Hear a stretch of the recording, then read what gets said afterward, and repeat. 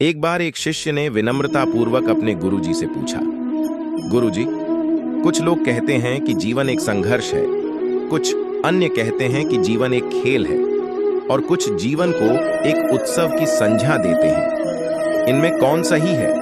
गुरुजी ने तत्काल बड़े ही धैर्यपूर्वक उत्तर दिया, पुत्र, जिन्हें गुरु नहीं मिला उनके लिए जीवन एक संघर्ष है, जिन्हें गुरु मिल गया उनका जीवन एक खेल है, और जो लोग गुरु द्वारा बताए गए मार्ग पर चलने लगते हैं, मात्र वे ही जीवन को एक उत्सव का नाम देने का साहस जुटा पाते हैं। ये उत्तर सुनने के बाद भी शिष्य पूरी तरह से संतुष्ट न था। गुरुजी को इसका आभास हो गया।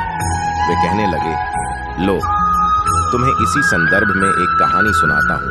ध्यान से सुनोगे तो स्वयं ही अपने प्रश्न का उत्तर पा सकोगे। उन्होंने जो कहानी सुनाई वह इस प्रकार थी।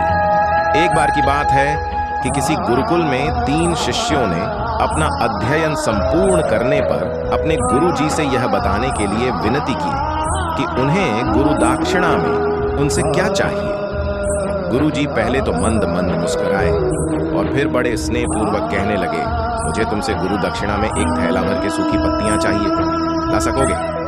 वे तीनों मन ही मन बहुत प्रसन्न हुए, क्योंकि उन्हें लगा कि वे बड़ी आसानी से अपने गुरुजी की इच्छा पूरी कर सकेंगे। सूखी पत्तियां तो जंगल में सर्वत्र बिखरी ही रहती हैं। वे उत्साहपूर्वक एक ही स्वर में बोले, जी गुरुजी, जैसी आपकी आज्ञा। अब वे तीनों शिष्य चलते चलते एक समीपस्थ जंगल में पहुंच चुके थे, लेकिन यह देखकर कि वहां पर तो सूखी पत्तियां केवल एक मुट्ठी भर ही थीं, उनके आश्चर्य का ठिकाना न रहा। वे सोच में पड़ गए कि आखिर जंगल से कौन सूखी पत्तियां उठाकर ले गया होगा।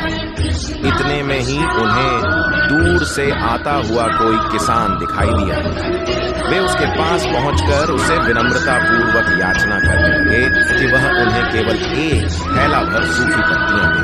अब उस किसान ने उनसे क्षमा याचना करते हुए उन्हें यह बताया कि वह उनकी मदद नहीं कर सकता, क्योंकि उसने सूखी पत्तियों का ईंधन के रूप में पहले ही उपयोग कर लिया था। अब वे तीनों पास में ही बसे एक गांव की ओर इस आशा से बढ़ने लगे थे कि हो सकता है वहां उस गांव में उनकी कोई सहायता कर सके।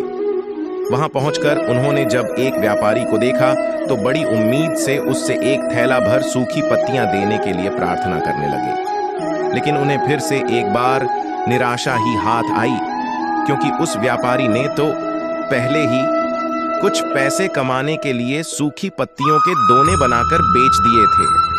लेकिन उस व्यापारी ने उदारता दिखाते हुए उन्हें एक बूढ़ी माँ का पता बताया जो सूखी पत्तियां एकत्रित किया करती थी। पर भाग्य ने यहाँ पर भी उनका साथ नहीं दिया, क्योंकि वह बूढ़ी माँ तो उन पत्तियों को अलग अलग करके कई प्रकार की औषधियां बनाया करती थी। अब निराश होकर वे तीनों खाली हाथ ही गुरुकुल लौट गए। गुरुजी ने उन्हें देखते ही स्नेहपूर्वक पूछा, पुत्रों, ले आए गुरु दक्षिणा? तीनों ने सर झुका लिया। गुरुजी द्वारा दोबारा पूछे जाने पर उनमें से एक शिष्य कहने लगा, गुरुदेव, हम आपकी इच्छा पूरी नहीं कर पाए। हमने सोचा था कि सूखी पत्तियां तो जंगल में सर्वत्र बिखरी ही रहती होंगी, लेकिन बड़े ही आश्चर्य की बात है कि लोग उनका भी कितनी तरह से उपयोग करते हैं। गुरुजी फिर पहले ही की तरह मुस्कुराते हुए प्रेम पूर्वक बोले, निराश क्यों होते हो? प्रसन्न हो जाओ, और यही ज्ञान की सूखी पत्तियां भी व्यर्थ नहीं हुआ करती, बल्कि उनके भी अनेक उपयोग हुआ करते हैं। मुझे गुरु दक्षिणा के रूप में दे दो। तीनों शिष्य गुरुजी को प्रणाम करके खुशी खुशी अपने अपने घर की ओर चले गए। वह शिष्य जो गुरुजी की कहानी एकाग्रचित्त होकर सुन रहा था, अचानक बड़े उत्साह से बोला, गुरुजी, अब मुझे अच्छी तरह से झांत हो गया है कि आप क्या कहना चाहते हैं।